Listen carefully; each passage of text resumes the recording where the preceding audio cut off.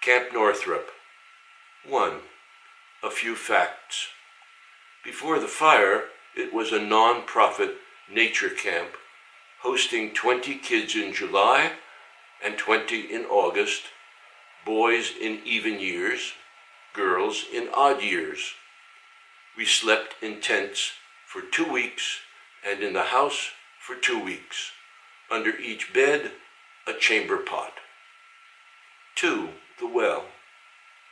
Cool spring water in a 5-foot wide hole in the lawn, surrounded by touch-me-nots, and a tin cup for every camper who dipped and sipped while ogling, scooting water striders.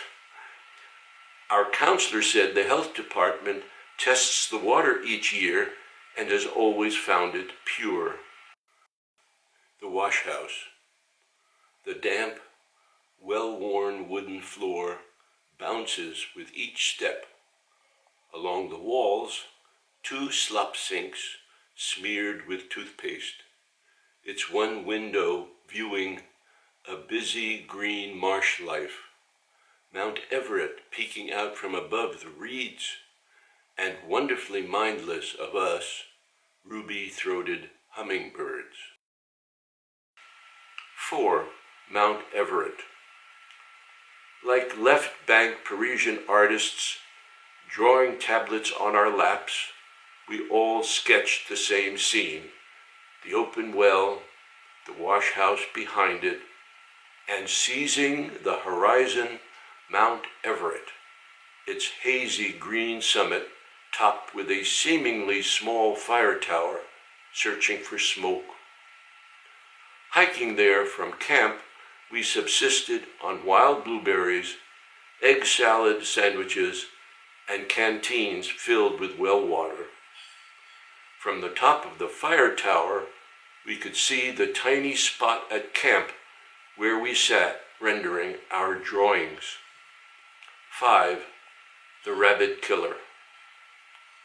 Long before Jimmy Stewart did Harvey, co-starring an invisible 6-foot rabbit, we were returning to camp carrying berry-heavy pails, swishing in the tall grass.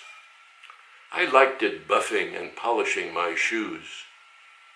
Suddenly, a shrill squealing rose up from under my foot. I bent and picked up a baby rabbit whose leg I'd crushed. Of course, I too felt crushed. We carried it to camp, but it soon died, inspiring some campmates to taunt, "Harvey, the rabbit killer." 6. Northrop Now. 30 years ago, the camp's main house burnt down. Sadly, its insurance never kept up with current requirements and costs to rebuild.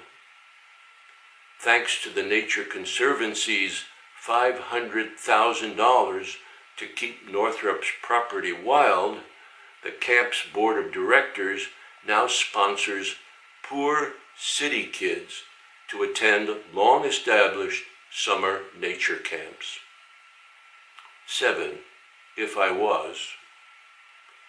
If I was the well, I'd gurgle, "Drinks around the house," and I'd hold a bunch of touch-me-nots underwater so you can watch their leaves turn silver.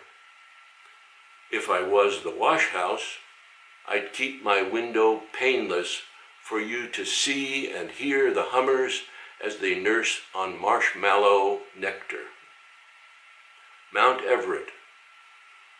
If I was Mount Everett, I'd let you climb my fire tower so you could see a bald eagle's view of the Berkshires.